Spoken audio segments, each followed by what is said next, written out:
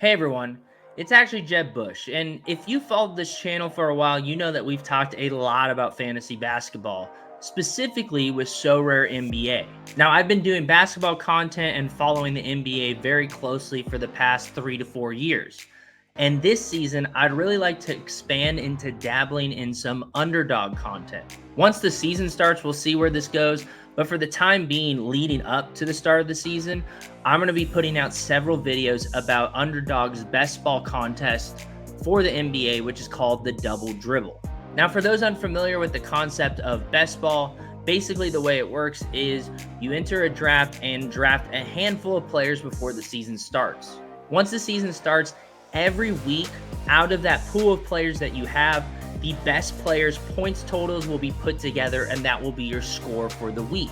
For the NBA best ball, the first 17 weeks of the season will be the qualifier rounds, and the last 5 weeks of the season will be the final rounds. And with the NBA, there are 3 types of player categories. There are guards, wings, and bigs, and every week, 2 guards, 2 wings, 1 big, and 1 flex player will determine your week's score. Now, I know that might be an overly simplistic breakdown, so if you have any questions, feel free to leave them in the comments below. But I do think it's pretty intuitive, and as we go through this draft, you'll probably get the hang of it. All right, so now that we got all that out of the way, please make sure to like the video, subscribe to the channel, and let's go ahead and dive into our first draft. All right, so after waiting for an eternity, we are ready to get started with this double dribble draft. I believe this is going to be my 20th draft, and after that I will be updating my ranks. So as we go through this, you'll probably see me switch between ADP and my ranks just to make sure that I'm not taking someone too early, because there have been some shifts in ADP, and there are a couple guys that have rated higher up that I can get in later rounds. So like I said, we'll be switching between the two, kind of taking a look.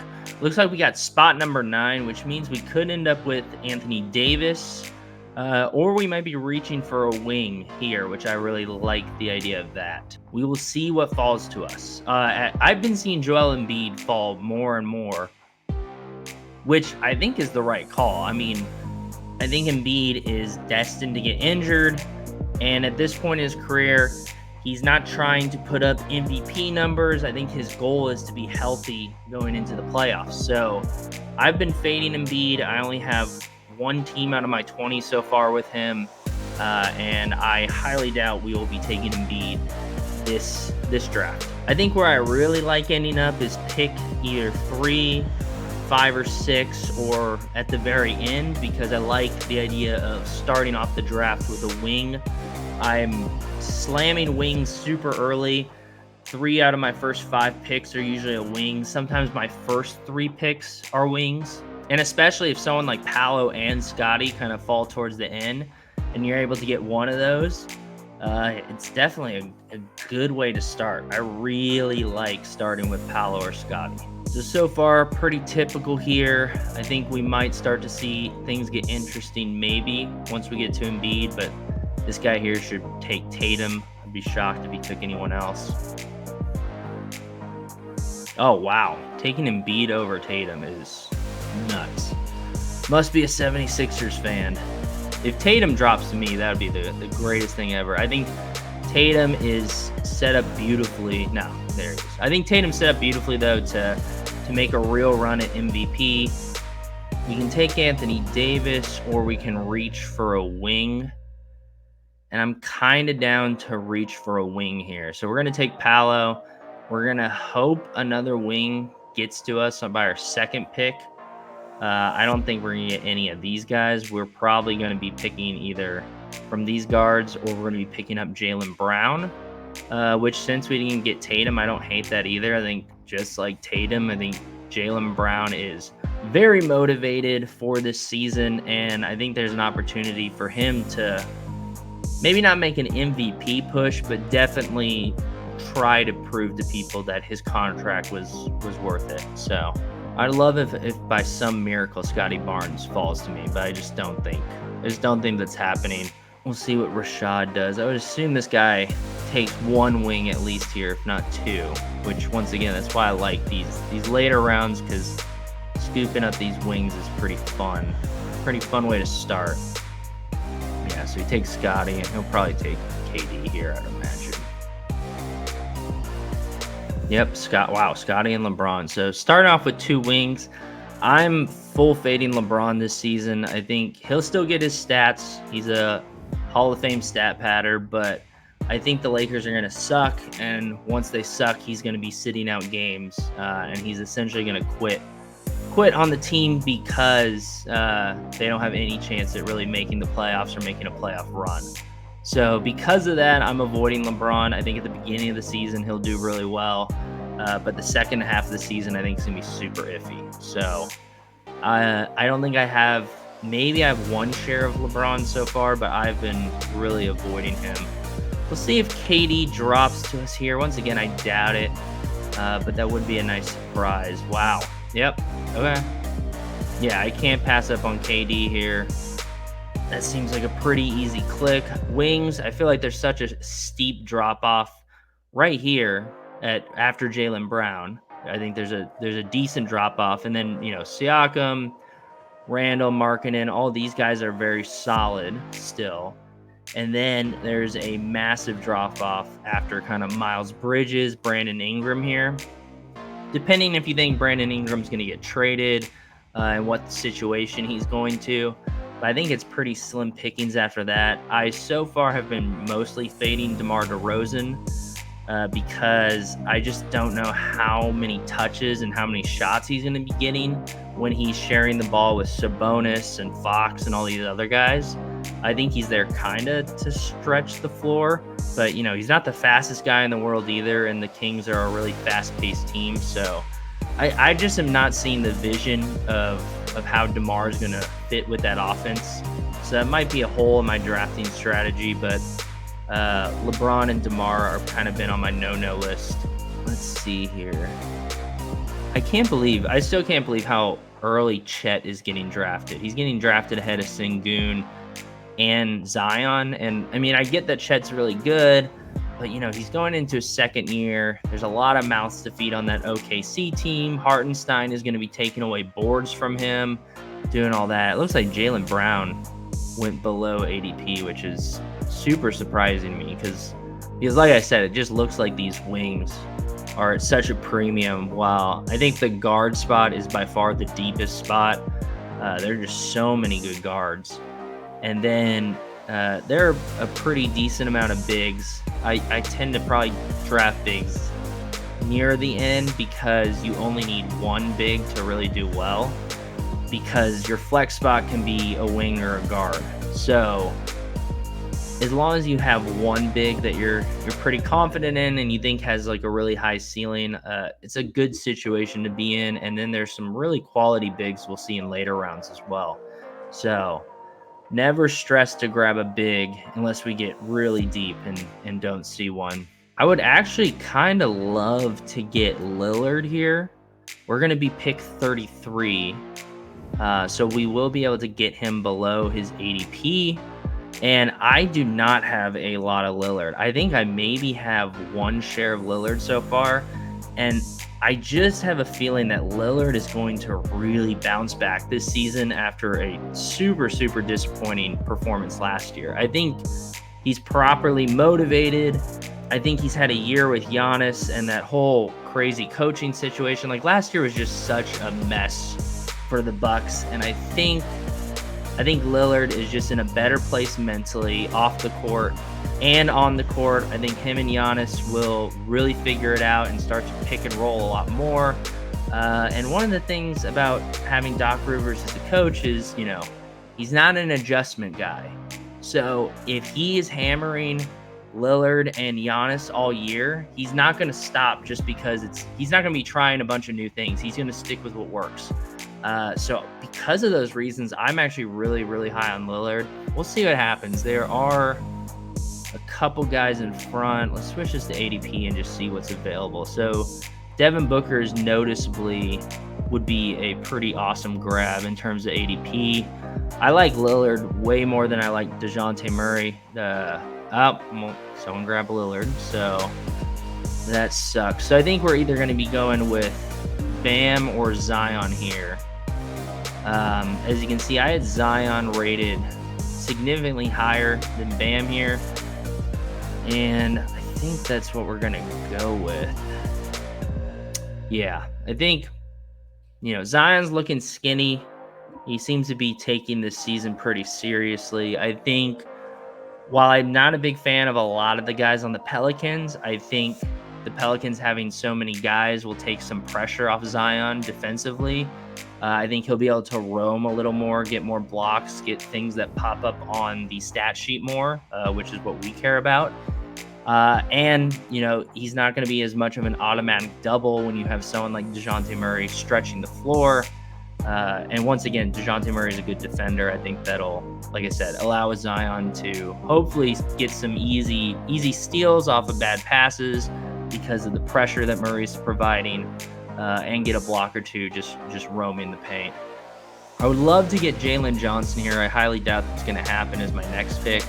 We're probably going to take another wing because, I don't want to get Paul George. Don't love it. I would love Jalen Johnson. His ADP is much lower here. So hopefully someone takes DeJounte Murray, and then this guy here, he'll probably take Jalen Johnson. He doesn't have a wing yet. And this guy doesn't have a wing either. Oh, boy. That's not good. So hopefully someone takes Paul George and Jalen Johnson, and we're left with Franz then. Nope, never mind. I would love Jalen Johnson, but I love this guy takes Paul George here, or for some reason doesn't take a wing. Oh my gosh, thank God. I just don't think Paul George is going to have these incredible opportunities in Philadelphia. I honestly think Paul George will kind of be in that same tier as Klay Thompson. Klay's going to be somewhat limited to his touches and handling the ball because he's playing with Kyrie and Luka. And if we look up Klay, we'll see his ADP is, over 100. And I don't think Paul George should be over 100, partly because, wings are more valuable than guards. But I just think this ADP is way too high. You're paying way too high of a price for Paul George, an old Paul George, on a team with a lot of people who want the ball in their hands. When if you really need a wing, there are just so many more options kind of in that ADP. I like Jalen Johnson a lot. I've been grabbing a lot of him, but you have Brandon Miller, you have Kyle Kuzma here, you have Jimmy Butler. I think there's a handful of guys that are really worth grabbing. Paul George would kind of be one of the last guys I want to grab. So always interesting there. Okay, so there's a bit of a run on wings right now. Obviously, we're not going to be getting Jimmy Butler. We're 12 picks away. I really, really like Jimmy this year. I think he is, once again, kind of similar to Tatum, where I think he's properly motivated, which I always think is huge. Pat Riley has made some comments about him, and the Heat have they haven't said it out loud, but they basically said that they don't think Jimmy is worth how much he's asking because he didn't get that big extension that he's been wanting during the offseason. So we're contract year Jimmy, pissed off Jimmy, chip on his shoulder Jimmy. Those are all ingredients that I love for Jimmy Butler. So I'm super high on him. I've definitely been smashing him slightly above ADP pretty consistently.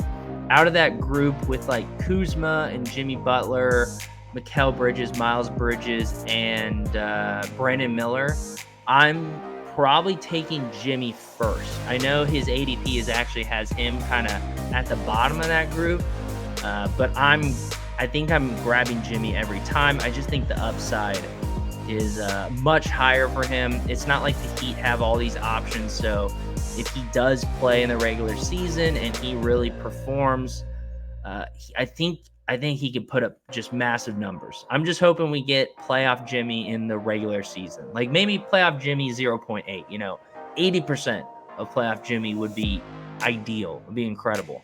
So this guy just took Kuminga, and I want to say, it's interesting he took him above Kuzma and Butler. I definitely have some reservations about Kuminga. I think he's super talented, super athletic, will definitely contribute to the Warriors this year.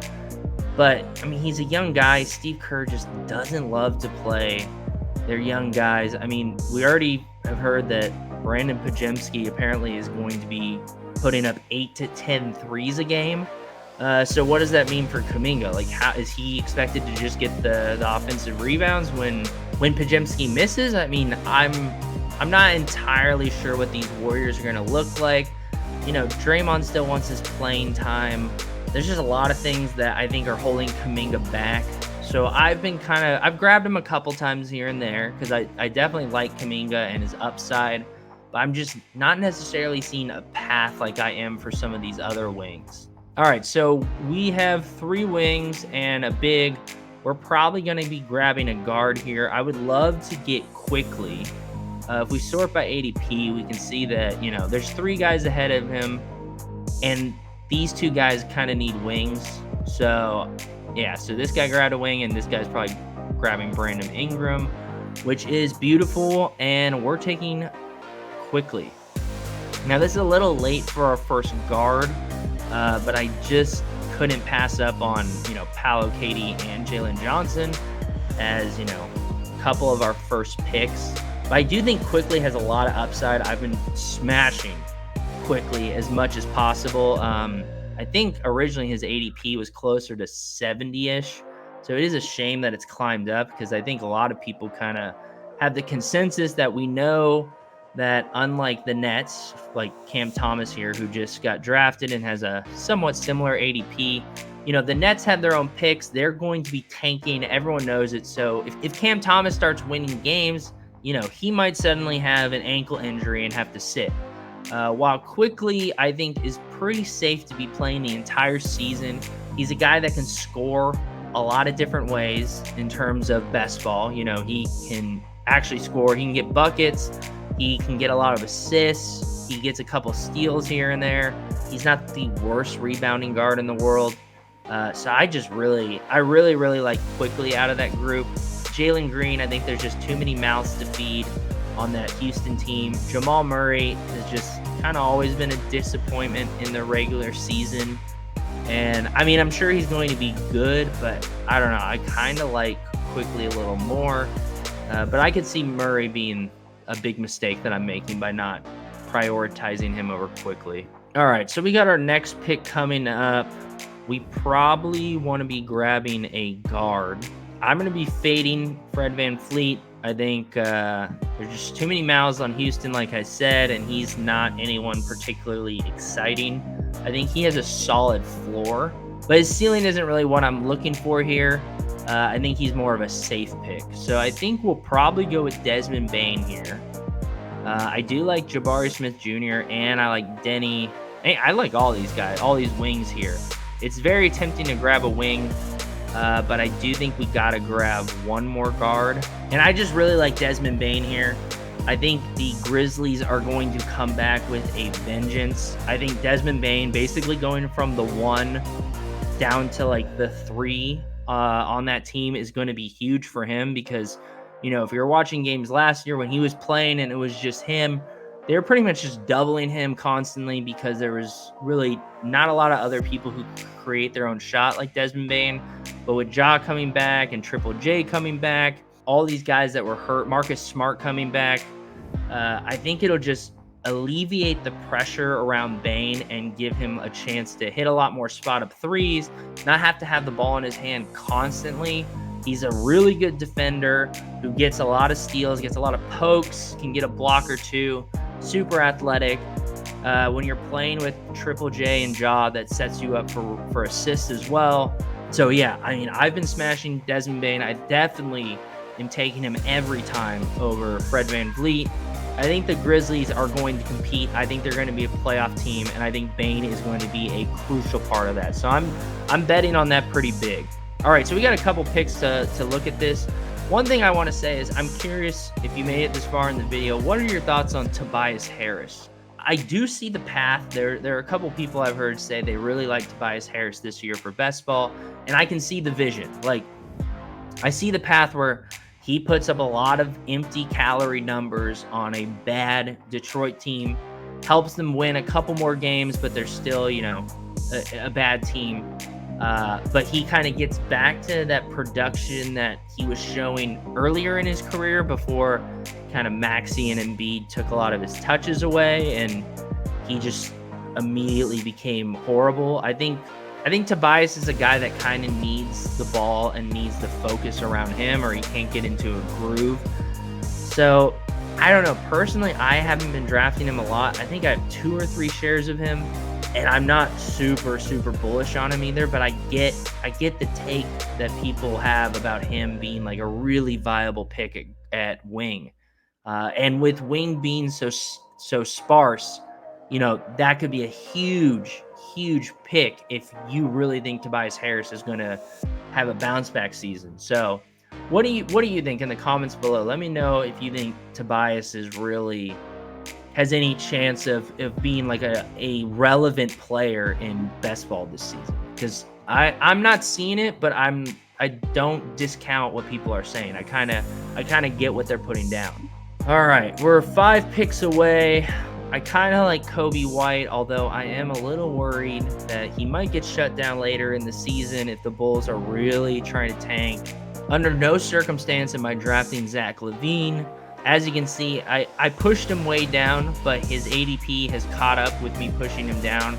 So like I said, this is my 20th draft, and I'm going to be restructuring my ranks after this one. So these aren't the most up-to-date, but they'll do, and we're continuously switching between ADP and my actual rankings to see to make sure we're not picking someone too early and wasting a pick. I like DeAndre Ayton a lot.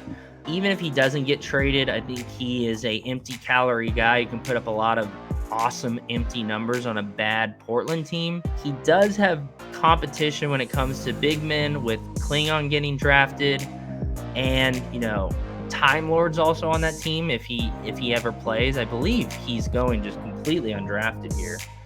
Yeah, he has no ADP. So I mean, if you think DeAndre Ayton gets traded and you're fading him, a leverage play might be picking up Time Lord a couple of times, although I think Time Lord's the one that probably gets traded if Portland can convince the team that he's healthy.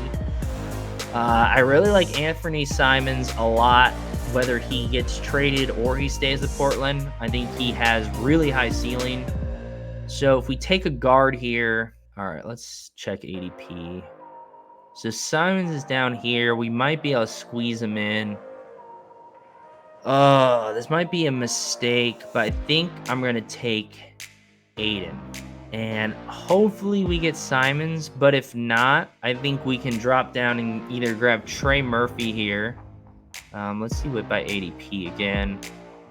Yeah, because we don't want Nurkic, D'Lo, or Middleton. I'm not drafting any of those guys under any circumstance. I just don't think they're going to put up any exciting numbers. LaVine continues to fall here. I like Oscar Thompson, but we have 3 wings already. I feel like we probably want to lean guard. So I don't love that we might be reaching for Jordan Poole here. I do like Jordan Poole, and I did slightly move him up. As you can see, his ADP, I believe, has dropped a little bit. But I do think after everyone was super excited about him on Washington last year, myself included, I think it's totally possible he has a bit of a redemption arc, or it's possible he becomes like the next Ben Simmons and just never gets that confidence back. But I feel like Jordan Poole is so close to just unlocking his just insane level of confidence and just putting up massive fantasy numbers on a team that's so bad. But yeah, I mean, obviously we'd love to get Simons here, but I doubt it. Although this guy probably shouldn't be taking a guard. Yeah, so he took Middleton, but this guy, he should take, if he takes Nurkic, we're good, but I feel like he might take Simons. Oh, God. Is he just going to auto-draft Simons? Oh, my gosh. Absolutely brutal. Oh, all right. So I don't really want to reach for Poole here. We're pick 88, and Poole is down at 92. Are we just going to take Asar? I think so. Yeah, we'll just let it grab him. Part of me wanted to take Jordan Poole there, but I just can't justify reaching for him. And then kind of the same with Josh Hart. I love Josh Hart. I think he's an amazing basketball player, but I just don't love any of the Knicks players. I kind of like Brunson. Like if he's dropped in the draft and it's kind of a steal, I'll take Brunson. And I guess maybe the same goes with Bridges, but I'm kind of just out on all the Knicks because I think that team is just so deep and they have such great chemistry that there's not going to be a player just dominating the ball and dominating, the fantasy points. Wow, someone took Gafford super above ADP. I hope that doesn't cancel this draft. I don't think it will.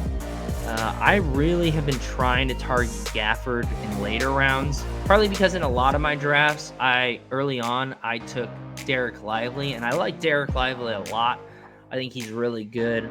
But one thing that Mike Zakarian from Team Hold and his other channels has said, and I definitely agree with him, is that, Gafford has a lot of upside too. Maybe not as high as Lively, but with that much lower ADP, that's just kind of worth the risk more. And if you've been following my channel for, a while, you know that I'm a huge Gafford head. I was a big fan of him for So Rare in fantasy when he was on the Wizards, and when the Mavs traded for him, I was like, holy cow, this is such a massive get for them. Because, Gafford's a great player, but also in fantasy-wise, he has such a high ceiling because he can get just so many blocks. He gets boards, he gets putbacks, he's a hustle player. I really like Gafford a lot. So let's hope this draft doesn't get completely taken down, because then it'll kind of ruin this video. But I think we're good. It looks like maybe bigs are just kind of getting taken a little earlier than they're supposed to, which is good for us because we already got our 2 bigs. I think the last big we'll take is significantly lower. Maybe like a Mark Williams or a Zubac I like a lot. Or Jakob Poeltl, I've been absolutely smashing. I think he is an absolute steal this low. I think he'll perform super well, and there's the potential that he could get traded, which I kind of love as well. So we'll see.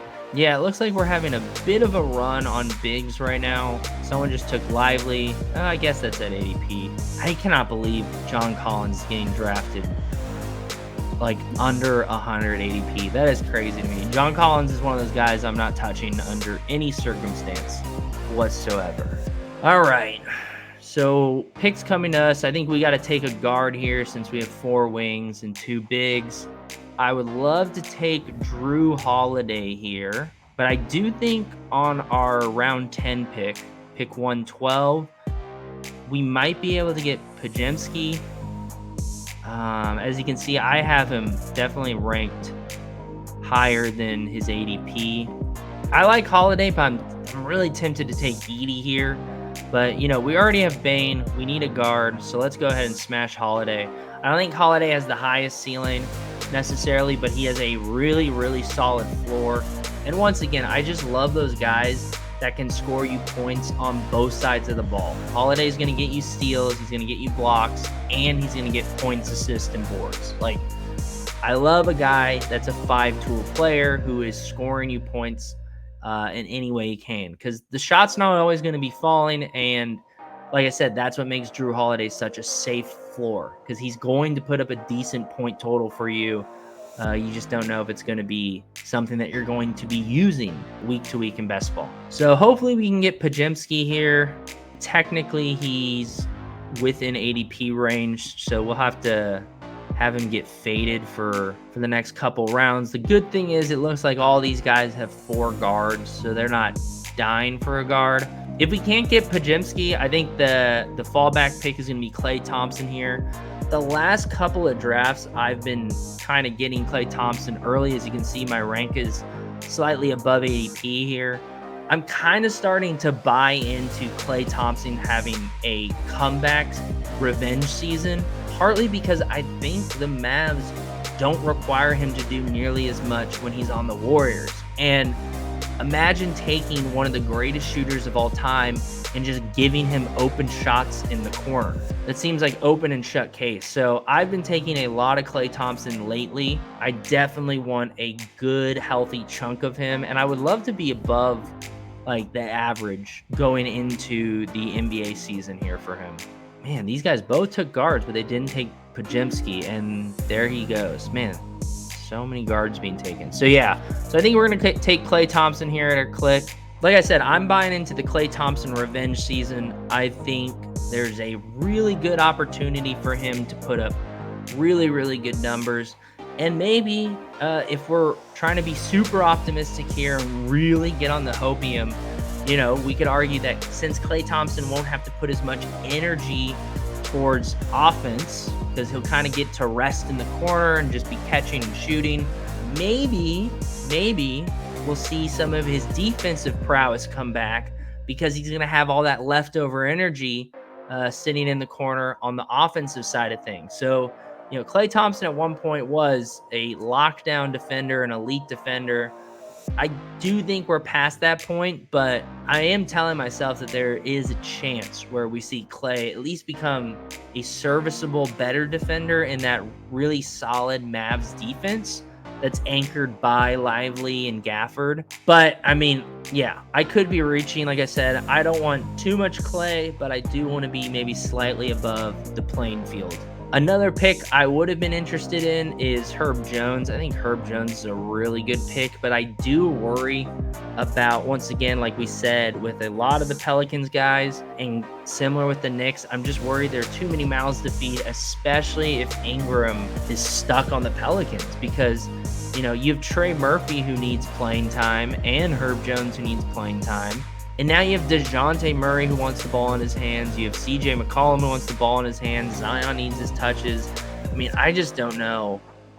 I just don't know how all these guys are going to eat, especially if they don't trade Ingram, which I think would just be a disaster for the Pelicans if Brandon Ingram becomes the next John Collins. So, yeah, I don't love that. So, yeah, looking down the list here, I really like Jaden Ivey a lot. I've been clicking him a bunch. I think he's a guy that, you know, he's got incredible speed, incredible handles, a really dynamic scorer, can pass the ball. And I think he'll have a better opportunity now that Monty Williams is gone because it seemed like they had some sort of weird beef. So I'm glad with Monty Williams out of the way, I'm clicking Ivy quite a bit. I think he's going to have a breakout season. Westbrook, obviously, I'm avoiding. I am excited to see Westbrook with Jokic. I just don't know realistically how well he's going to do fantasy-wise. Bogdanovic, he's someone I'd be interested in if he got traded. I would love to see him get traded to the Nuggets. I don't know if that's going to happen. DiVincenzo is one of those Knicks. Like we said, there's just too many mouths to feed there. I don't love that. Last year in Double Dribble, I drafted a lot of Andrew Wiggins. I thought it was going to be his comeback season. And I've had to really have some discipline not to click him a bunch again. I have clicked him here and there because I still believe in Andrew Wiggins. I saw that 2022 playoff run and just how incredible he is capable of being and that ceiling that he does have. And, you know, if he can bring it back, he will be an incredible best ball, like, value play at an ADP of 125. But there is a high risk there. But I do like him much more than Oubre here. Oubre, I think his role is just going to basically fall off now that we have so many guys on that Philly team. Like, they have that guy from France, the France national team they just signed, who dunked on LeBron. I can't remember his name. They got Paul George, they got Maxey, they got Embiid. Like, all these guys who want the ball in their hands. I don't really see how Oubre really fits into that equation. I think he takes a step back fantasy-wise. So I'm fading Oubre pretty hard. I really like Malik Monk here, but I think we're going to go with another wing, and we're probably going to pass on Andrew Wiggins as much as I'd love to click him, because I think we're probably going to take Bilal Coulibaly here. I think Coulibaly has a real opportunity to put up a massive fantasy line, like empty calorie numbers here. We're not reaching too hard. We're kind of leaving all these guys on the table, which I don't love. You know, I don't believe in Sarr, so we're going to take Coulibaly as our fifth wing. I think there's a lot of upside there. As you can see, this whole wing section is a lot of young guys with potential high upside. So we got to hope that at least 2 or 3 of them really pop off. We're also going to need to grab another big. I don't like Portis or Brook Lopez or Draymond Green here. They're pretty much all fades for me. I just think they're super, super boring picks with not a super high ceiling. I think Draymond Green is a fade at all costs if you think the Warriors are not competing for a championship. Steve Kerr has publicly said, and Draymond Green have publicly said, that he's one of the worst players when it comes to playing meaningless basketball, and I think there's a really big chance the Warriors will be doing that all season long. In general, Draymond has been falling off skill-wise, but then all the antics he pulled last year, the suspension that he got that, was indefinite, even though he was able to come back. I just think the Warriors and the league are kind of done with Green, or just done with his antics. And I think the wheels are going to really fall off for him if the Warriors aren't good this season. I don't think they will be.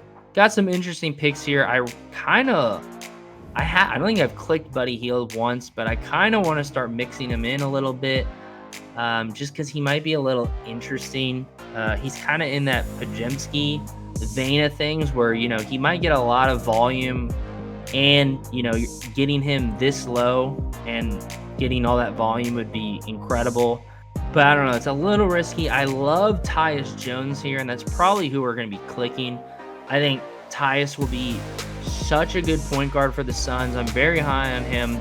I've been taking a lot of Tyus Jones. I was taking him as my last pick, or second to last pick, before he signed to Phoenix. And I'm taking a lot more Tyus Jones now because he's a guy that does not turn over the ball. He gets a lot of assists, and he's playing with KD and Beal and Booker, guys who score when they get open shots. So with a very solid facilitator like Tyus Jones, who is not going to have to do too much because he's surrounded by such insane scoring, I think not only is he going to help the Suns kind of pick up the pace of it, but he is going to be racking up assists. He's going to get a lot of open threes, a lot of open layups, just because there's going to be such gravity between Booker and KD and maybe even Beal. I don't think Beal's really going to play that much. He's one of the guys I'm fading 100% in this in best ball, but Beal is a good player who can put up volume. I don't know if it's meaningful volume, but in terms of best ball, it could be meaningful for fantasy. I generally love everyone on this draft so far. These are kind of all my guys. Drew Holiday isn't like an automatic click for me. Neither is Ausar Thompson. But I think the rest of these guys are basically like auto clicks for me. Maybe KD isn't, because I'd rather get, Scotty or Paolo, or just wait and get Jaylen Brown when it comes to wings. So KD isn't usually an automatic click, but in this case, I think he's a solid click. Got him at ADP, so I can't complain there.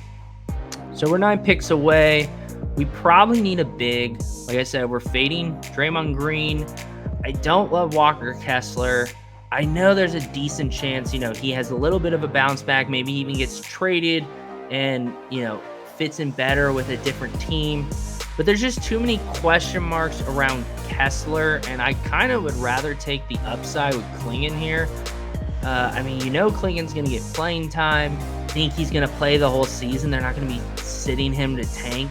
I think he can put up like really, really solid numbers. And then also this lineup kind of weirdly is taking a bet that someone like DeAndre Ayton gets traded, because we don't necessarily want both bigs on the same team, but it could be a fun little move. Let's see what other bigs are available.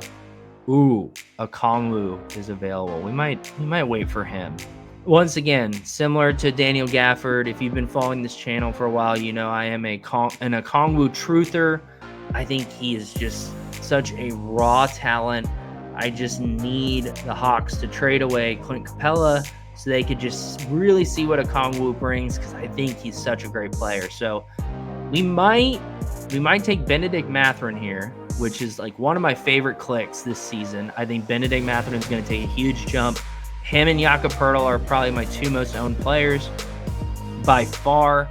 And then maybe we get Okongwu later down the road. instead of getting Clay on here because we have Aiden, and that trade might not happen for a while. Ooh, I do love Isaac. But yeah, I think we got to take Mathurin here. We're getting him slightly at a discount here since we're drafting him after his ADP, so I like that.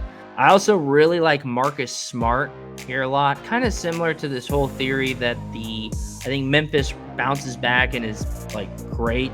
Not that I'm a Marcus Smart fan. I kind of can't stand his game. He annoys me, but you know, he does have a high upside, and he is, at the end of the day, a very solid player who's going to be surrounded by very good players as well. So I think he'll bounce back from the injury and put up some really good numbers. I don't remember off the top of my head what his ADP was last year, but people had big expectations for Marcus Smart in best ball last year. And the Grizzlies just basically, the team got hit by just an insane amount of injuries. So you can't really judge that team or any of those players based on that crazy season. So it shocks me that a lot of them have fallen in ADP when you compare them to last year's team. And Marcus Smart is one of those ones that really stands out to me at this level, that he's so much lower, because you could argue, you know, he's on that level of like a Drew Holiday, a Klay Thompson, something like that. Like maybe his ADP should be closer to 100. So yeah, we're not going to draft him. Like, we already have 6 guards here, but I have been clicking Marcus Smart semi-consistently, and as you can see, I have him ranked above ADP slightly, and he might even get a bigger push on this next reshuffling I do. Let's see. So one guy that I've been drafting a ton of that I need to slow down on here is Jovic, because as you can see, my rank has him way higher than ADP. He has dropped like a rock recently. Gigi Jackson's another guy who I haven't been drafting at all, just because it's kind of hard to know what his role is going to be on this team that's hopefully healthy. But I think it was made just a little easier because I believe he broke his ankle or his hand or something recently. You know, he'll be healthy pretty close to the beginning of the season, like maybe a week or two in, or maybe even at the beginning of the season. But that just is kind of makes it easier for me not to click him. So I'm not rushing to do that. So let's see, we kind of need a wing or a big here. If we sort by ADP, we can see Okongwu's at 170. Our next pick is going to be 177. So we probably can't. I would love to risk it, but we probably can't. So we're probably going to take Okongwu here because I think the bigs after that are just so sparse. Although I kind of like Daron Sharp. He would be a decent, like, kind of last click. But I need to move him up in my rankings, as you can see. That's just going to be another update we're going to have to do this next round, because at this ranking, I'm never grabbing him. So we're going to need a wing coming up in 15 picks. I don't think Clowney will fall to us. His ADP has been going up, as you can see, when you compare him to my ranks. Let's see who else. I like Connect a lot. I have been grabbing a pretty decent handful of him, and it kind of goes back to that whole theory when I was talking about LeBron, where I think the Lakers are going to be very bad this year, and I think LeBron's going to kind of quit on the team because he's old and he doesn't want to play meaningless basketball.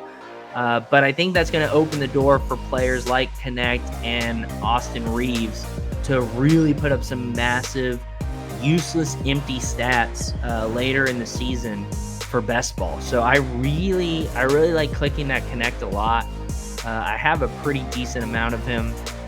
I also like Khalil Ware here. He'll probably get to us as well. So between the two of them, that's probably where we'll be going. We might click Ware just because, like I said, I have a lot of Connect already. Harrison Barnes is a very interesting click. I have not clicked Harrison Barnes at all so far this season, but I'm starting to think about him more and more as a super late round pick, just because playing with Wemby and Chris Paul and a couple of these other players, Vassell, I think, you know, Harrison Barnes might be in a position to put up some solid numbers. I think he's a lot better when there's zero expectations put on him. I think, unfortunately, with Barnes, once there's pressure put on him, he kind of folds. But on this San Antonio team that doesn't have particularly high expectations, and he will be, the 4th, 5th option at all times, there's a path where he could put up some really solid empty numbers. And at this point, that's kind of what we're looking for the most part, is guys that either we think can contribute in a big way to a team, like maybe later in the season, or a guy that, once the team has kind of fallen off, they're put in to get some playing time to really put up some solid numbers as well. Another click I haven't made is Ron Holland down here that I'm interested in as well. I don't think I've drafted him once yet, but I am intrigued by the guy who is a super athlete, super athletic, and is going to be on a team with a lot of young players with zero expectations. So he's going to get minutes. Is he going to be able to turn them into anything meaningful? That I do not know. But I am very tempted to click Ron Holland here, and I might start to sprinkle him in a little bit here and there, but I'm not trying to do it too much. Another guy kind of in that Tobias Harris realm, that's much cheaper than Tobias Harris in terms of ADP here, is Tim Hardaway Jr. Tim Hardaway Jr. can absolutely chuck, and I don't know really what his role is going to be on the Pistons, but he's a guy that if you let him play, he will just shoot and shoot and shoot and shoot. So I do think we're probably going to get a random Tim Hardaway Jr. 40-point game this season. That'll be completely meaningless, and they'll probably lose by 15. He's a guy who does not shy away from volume, and with injuries happening, it's a long season, he might get some run. So he's a really interesting click as well. But I think in general, as you get into further rounds, you kind of got to come up with a narrative to how you see a path of how this player is going to contribute to your best ball team, because these guys are not going to be putting up like the weekly scores that you count. Yeah, I think we're going to click where, like we said. I think we're just going to diversify a bit, not have too much connect, although I do love me some Dalton Connect right now. But like I was saying, yeah, I think with a lot of these guys, when you get into further rounds, you need to come up with some sort of narrative for how you think they're going to be contributing to your team for best ball. Like, how are they going to have those ceiling games that actually count and make a difference throughout the season? So like I said, Tim Hardaway Jr., if there are a couple injuries and he's in the game and he's chucking, there's a pathway for, maybe 5 weeks out of the season, he puts up a high score that you actually use. So I think just with any of those guys, that's what you got to consider. So someone like a Seth Curry here, who looks like he's getting drafted at 184, I just don't see any world where he puts up any sort of like useful number for me week to week. He's not a volume shooter. He's not like this. He's not a defender who's going to get steals. He's not going to get rebounds for you. He's really not going to get that many assists. Like, he's there to catch and shoot. And as we can see, his last 2 seasons, he's put up just garbage. So like Seth Curry is an example of, even though his ADP's up here, there is no world where I would ever click him. So let's go back to my ranks and see what we have. We have JEBCORP here. We have Harrison Barnes. We probably want to click a guard because our first guard pick was Quickly. So we don't have an elite guard on this team. So we probably want to have 7 guards to kind of compensate for that. I really like Christian Braun. I've been clicking him a lot. I think he's going to be starting, taking KCP's place, which you can see I have him ranked right above. I like Grady Dick. He's a little interesting click. I like Bruce Brown. I think he's an interesting click who might get traded. I kind of like Dyson Daniels. I was clicking him a bit like a while ago. I think I'm going to shy away from him just because, Atlanta is going to have a lot of mouths to feed, and Trae Young just does not share the ball as much as he should. I think Achua is an interesting click as well, but like I said, we're going to go for a guard. I think we're going to mix it up a bit, and I think we're going to take Bruce Brown here because, like I said, I have a lot of Christian Braun. I think we got to switch to a different Brown. And as you can see, Brown, this is a Jokic year, so, it is a little skewed, but Brown, I think, is a very competent player. When he was traded to Toronto, he put up some pretty solid numbers that were like noticeable enough for fantasy purposes. So I do think there's a world where Brown gets traded, or maybe, there's an injury or two and he gets promoted to the starting lineup. I'm not going to be clicking Bruce Brown that much this season, but we're going to throw him in there just to mix it up a bit. But I'm going to try to integrate a little more Bruce Brown, a little more Julian Strothard, a little more Grady Dick. I think we're done more or less with Dyson Daniels. Christian Brown will still click from here to there. And then got to mix in some Precious Achua as well. If we scroll down here, trying to see if there's anyone that really stands out as someone that's interesting. Cole Anthony's kind of fun, and so are Peyton Pritchard, but I don't think they're really viable clicks. I like Fontecchio here a lot, partly because he's on Detroit, and we love that empty numbers for Fontecchio, and we saw him do that with Utah last year, where he was a relevant fantasy player every now and then. So I definitely see a path for him doing that in Detroit. Banton could be interesting. TJ McConnell's kind of interesting click. And I think the last one would be D'Anthony Melton here is interesting if you think that he's going to be healthy, which is a big if apparently, because I don't really know what's wrong with him. But he started to get a little exciting on the 76ers, and then he got hurt, and then he just disappeared. So, all right, so that's the draft, and I think we did pretty solid here. 7 guards, 6 wings, 3 bigs. Let's go ahead and take a look at the draft board and see if we see anything that stands out or anything that's interesting. So, let's start with this guy in spot number 1. He took Wemby and Jaylen Brown. I really love that start. And then Maxey. It's a really solid spread, really balanced, grabbing one of each position. Grabbing Rudy Gobert here, I think, is a mistake. If you have Wemby, he's probably going to be your big scorer week to week. So I don't think you need another big this early on. Grabbing Jonathan Kuminga, we saw that, and it was a little above ADP. And I think there were some other options that I probably would have taken. But yeah, I would have taken Kuzma or Butler before Kuminga probably. But maybe this guy's a little more bullish on Kuminga than myself. Derek White's a solid pick here. Another 2 bigs, which once again, if you have Wemby, realistically, if you're going to get 3 bigs total, maybe grab one here at the 7-8 turn. And then maybe grab someone late, like one of these guys here that we grabbed, or even, Al Horford or something like that. Like you can't be grabbing 4 bigs in your first 8 picks. Like that's just not a winning recipe, because only one of those bigs probably is scoring week to week. And if your second big is your flex, that's not a good position to be in usually. Jordan Poole, solid pick. Jaden Ivey, I love both of these picks. Eason and Neesmith, I love both of those picks as well. Reed Shepherd, Norman Powell are fun. And then Sadiq Bey and Dorian Finney-Smith. I'm assuming he's hoping that Finney-Smith gets traded and becomes a relevant fantasy player, which isn't bad. And then I guess there's a case for Sadiq Bey to put up some empty numbers on a horrible Washington team. And Sadiq Bey infamously dropped 50 while playing on a horrible Detroit team. So, maybe that's possible. Overall, if he fixed the big issue, I like this lineup.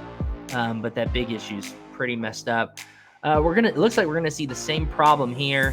Jokic, LaMelo, Markkanen, which I don't hate. I think that's pretty solid.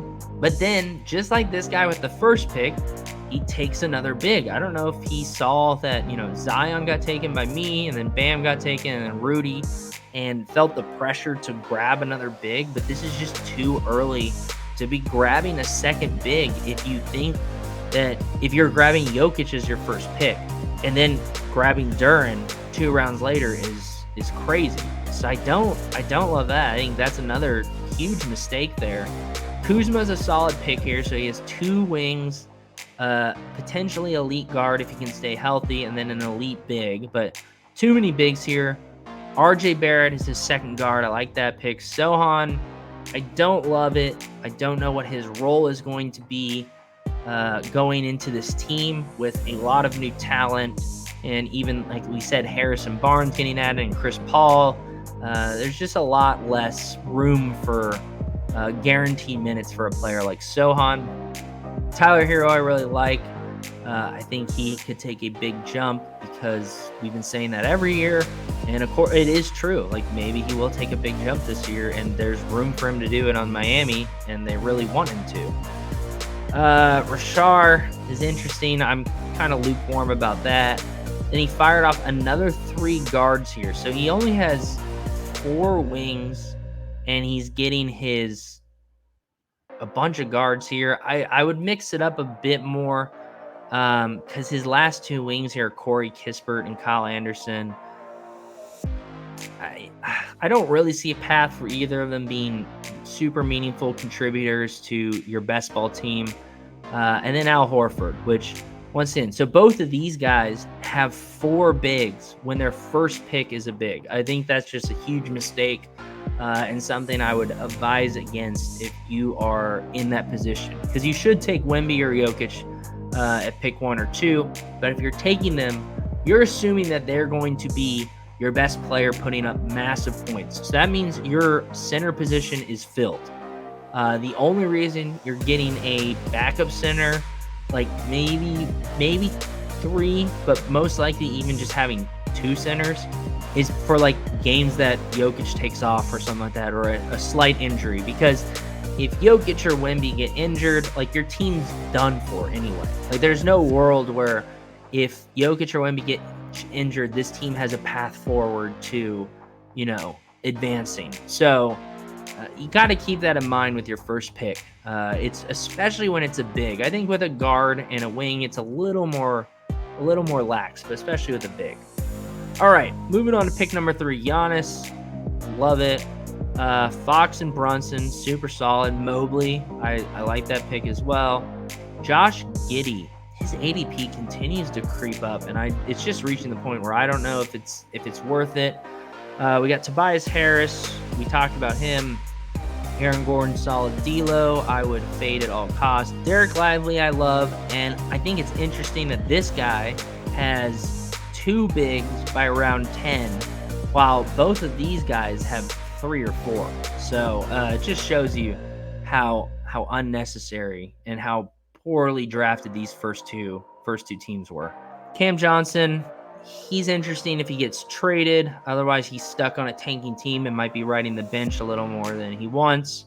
Noah Clowney, ironically, is interesting for the opposite reason, because he might get played a lot because of a tanking team. Conley's a little old. We talked about Holland. I think this team's serviceable. Nothing really stands out as like a steal or like super good picks, but I think the infrastructure is really sound. This is a well-built team. Going to pick number 4, we got Luka, we got Siakam and Randall. Not my favorite wings, but I do love that he grabbed these wings early. We got Kat, Kyrie, who's an elite guard, paired with Luka. I don't love having both of these guys on the same team just because they do somewhat limit each other in terms of fantasy score. So I don't know if I would want to have Kyrie with Luka. I would probably go ahead and grab Jalen Williams here and let Kyrie be. Denny Avdia, I think, is going to be really solid on Portland in their quest to tank. Kobe White's interesting. Nurkic, I'm fading at all costs. Hart, Trace Jackson Davis. Westbrook, I think Westbrook, like I said, might be my big hole. I'm fading him, but the more I think about it, the more I'm like, man, Jokic could really revitalize this man's career. Grabs another 2 bigs for a total of 4 bigs. I don't really love any of his bigs. Cat, I probably like the most, which makes sense because he's the highest ranked. But I do think his bigs are kind of underwhelming. He grabbed Marcus Smart, though, here, which is really good.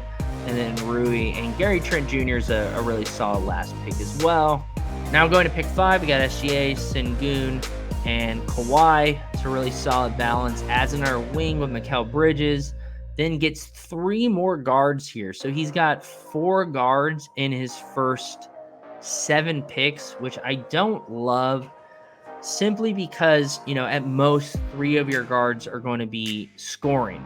And then he follows it up with these 2 pretty underwhelming wing picks. I really love PJ Washington, but, I probably am taking Trey Murphy and Jeremy Grant and Osar Thompson above PJ Washington, just because PJ's role is going to get limited even more now that Clay has been added to the fray. And then John Collins, like we all know why you should be fading him. So I don't love that. He's only got, 1.5 viable wings. One of them is pretty injury prone.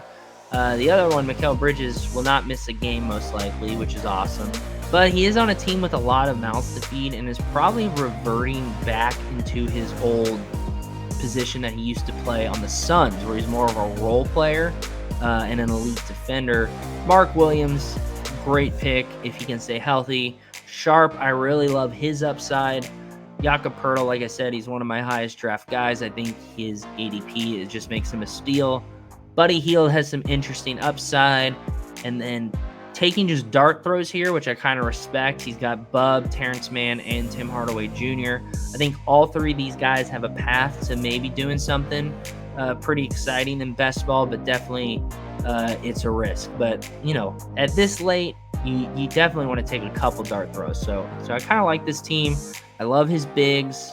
I think he might be a little weak with the wings here. Just maybe, after Jalen Williams, like take a guard or two here at the Vassell and Garland spot, because you gotta have stronger wings, especially if you're gonna take Kawhi, because Kawhi might be putting some great numbers up, but he's probably gonna be sitting some games, so you probably need a little stronger wings on that team to compensate for that. All right, pick number 6, we got Embiid, which I would have taken Tatum here for sure, just because of the value of wings, to be honest. That alone would make me take Tatum over Embiid. Got Curry, Mitchell, which is exciting, Brandon Miller, Jimmy Butler. So this is really solid construction to start. He's got 1 big, 2 guards, and 2 wings. So these are the 5 guys that he's expecting to contribute week after week, which I think this is really solid construction. Not getting too many guards, not getting too many bigs like we saw in other rounds. I think this is really solid construction here. He's not getting too many guards or bigs like we've seen with other positions in this draft. So I really, really like that start. Miles Turner and Kristaps Porzingis. I don't love the double big here, partly because Kristaps is injured and probably won't play till at least January. And I think Miles Turner is just an underwhelming pick here. I think you probably needed to mix it up a little bit. Maybe just get 1 big out of the 2 if you're really set on getting one of those guys. Trey Murphy, great pickup, especially if Ingram gets traded. Scoot Henderson has a really high ceiling on a bad Portland team and is looking to probably bounce back from an underwhelming rookie season. Naz Reid, I really don't know how to feel about him. I'm a huge Naz Reid fan, don't get me wrong. But as a bench player, it does seem a little weird to be grabbing him this early when there are a lot of starters that you can also grab. So I don't know how to feel about Naz Reid. So in the comments below, let me know what you think in terms of best ball. Do you think he's going to be a really viable option this high at ADP? Because I think you're really depending upon Rudy or Cat to get hurt for a significant part of the season for this to be a really good pick. Steven Castle, I kind of like, has a lot of upside. Nembhard, I like a lot, kind of similar to Benedict Mathurin. I just like having Pacers on my team. They're probably going to be scoring the most points this season. I think Halliburton's going to bounce back from his injury and from his forgettable second half of the season. And I think Nembhard will benefit from that greatly. Whitmore's a fun pick. Rob Dillingham is a really fun pick as well. DeAndre Hunter, probably would be fading him, and then KCP, I like that pick as well. Going on to number 7, we got Jason Tatum. Obviously, I think that's one of the better picks. I like getting a wing in the first round, ideally. Chet Holmgren at the 2nd pick. I like Chet Holmgren a lot. I just don't see a world where he is a 2nd round pick in terms of fantasy. Just like when you compare him to all these guys, I just think his volume is really going to get limited. You have Hartenstein, who's going to be stealing boards from him. Yeah, I don't know. I think if you can get Chet maybe in the 3rd round, it kind of makes more sense, but I'm not reaching up too high to grab him in this case. Lillard, like I said before, I love Lillard. I do not have a lot of him, and when I redo my rankings, I think I'm going to be pushing him higher to be consistently grabbing him. DeJounte Murray after that. Interesting pick. I don't love it just because there are a lot of mouths to feed on that Pelicans team, but I really don't know how I feel about him. I'm just not reaching for Murray, that's for sure. MPJ, solid pick, can't complain. Needed another wing within that top 5. I probably would have, instead of Murray here, I probably would have grabbed a wing here. Like, you can see everyone's grabbing wings here, and this guy took Murray. Yeah, I would have definitely taken a wing. I think all these guys are better picks than DeJounte Murray, kind of, for being honest. And that would have allowed him to maybe grab a guard here. Fred VanVleet, like I said before, I'm fading him. He's old. He's on a team with a lot of mouths to feed and a lot of young talent who want the ball. I just don't see him being a particularly spectacular fantasy play. I think he has a really solid floor, just maybe not a great ceiling. Keegan Murray. So I've been grabbing a lot of Keegan Murray early, but I'm kind of starting to lessen my exposure to Keegan Murray just because I'm not sure where he fits in now that they got DeRozan. I think we're in a really awesome position where he would have a really big role, but I don't know. I just don't know how adding DeRozan to Fox and Sabonis is going to affect his volume. So I'm still grabbing Murray. I'm still clicking Murray, but I'm definitely not taking him. I'm not reaching for him right now. Gafford, this was an absolute reach. I love Gafford, but drafting him this early is kind of crazy.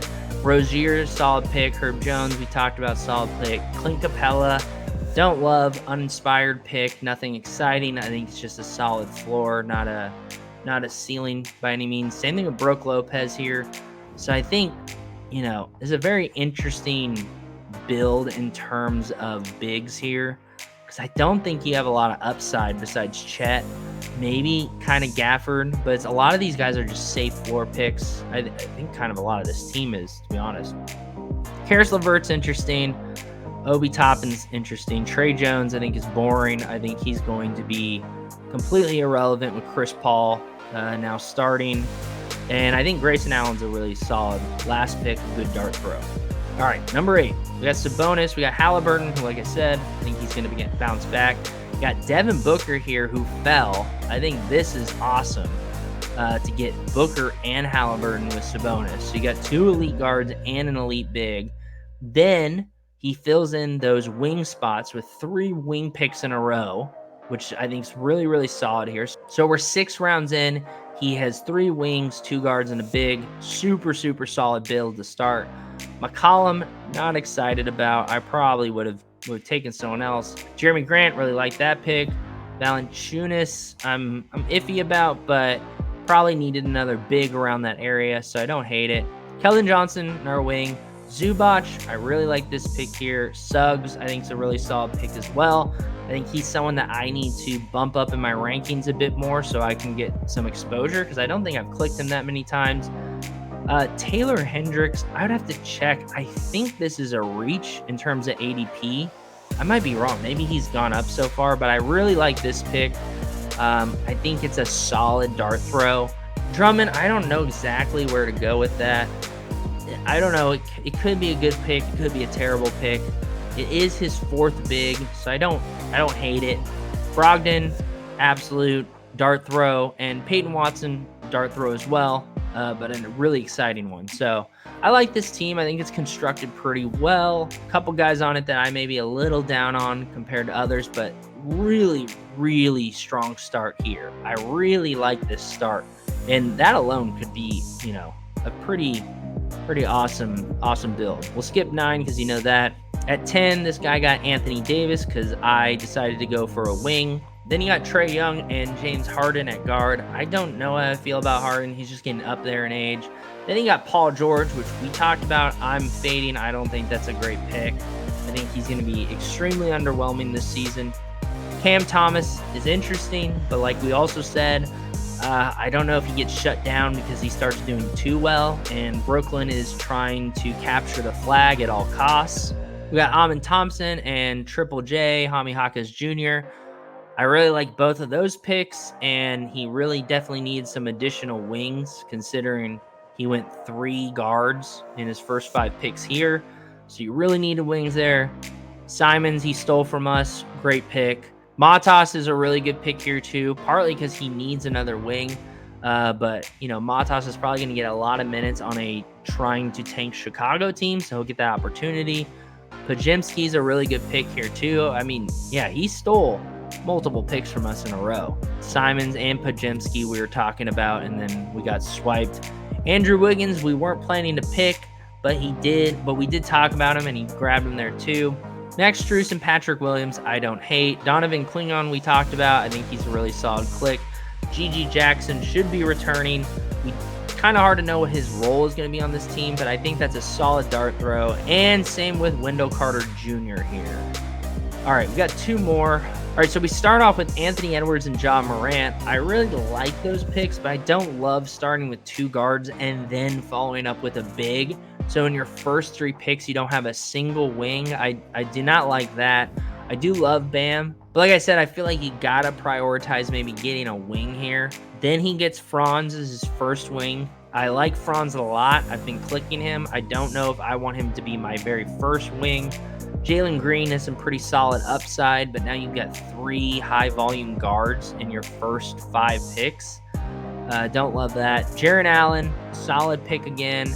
And then we're getting to some wings. So OG Anunoby and Chris Middleton. So you got Franz Wagner as your wing number 1, and then 2 semi-injury prone wings here.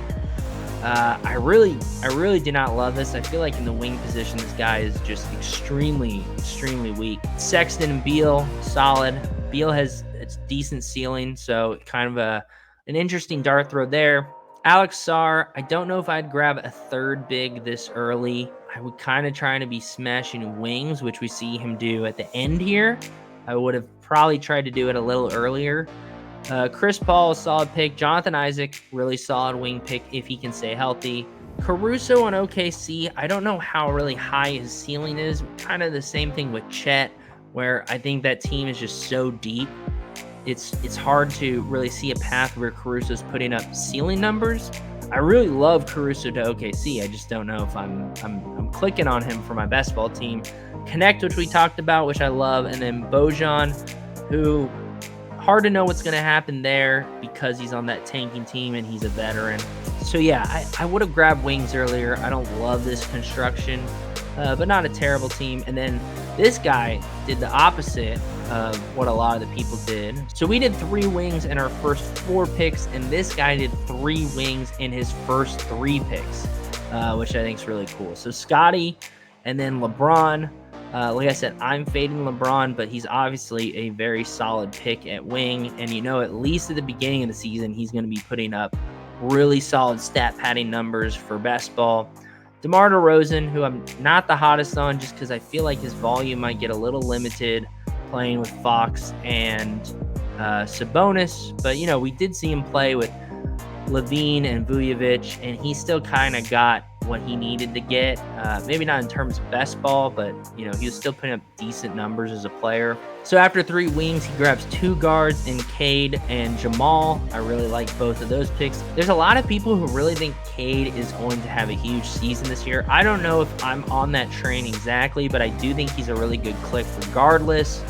Especially if you have 3 wings here. It's a really great pick. Jamal Murray, you got to hope that he can put it together in the regular season and not just play, out of his mind in the playoffs. But very, very solid click here. Vucevic is a stat padding god. He puts up empty numbers all the time. He's like a walking double-double. The problem is he's on a team that really wants to tank, and they're going to try to trade him. And if he doesn't get traded, then he might just get benched for the rest of the season. The same thing goes with Levine here. This guy clicked 2 guys on the Bulls that the Bulls are desperate to get rid of. And so far, every team has just said they are not interested whatsoever. So that's interesting. Austin Reeves, I really like that pick. Kind of like we talked about with Connect, where, if the Lakers suck like I think they will, Austin Reeves is going to get a lot of volume in meaningless games. Zach Edey, I think, is a great pick. He's going to be surrounded by so much talent.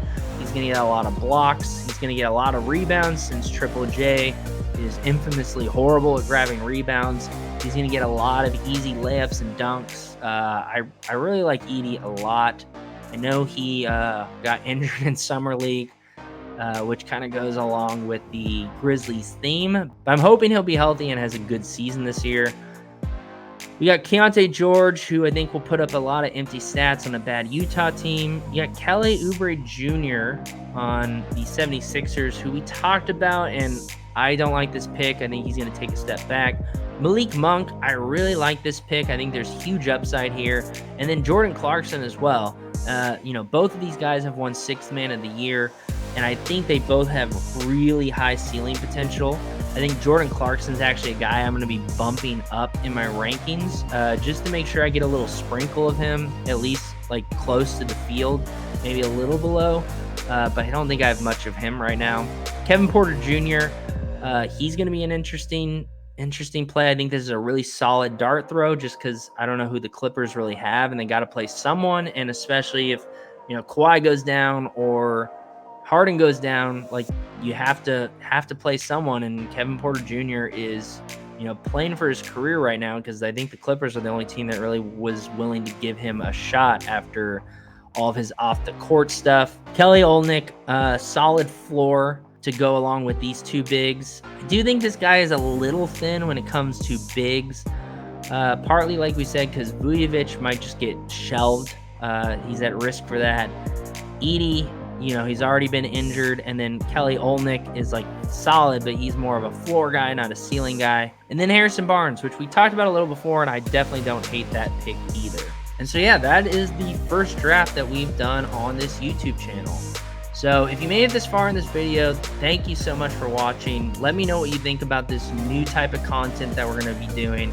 I'm really excited about it. I dipped my toes last year in the double dribble and did, 15, 20 lineups. But this year, I'm definitely going a lot harder and, building rankings and taking it a lot more seriously and really trying to compete.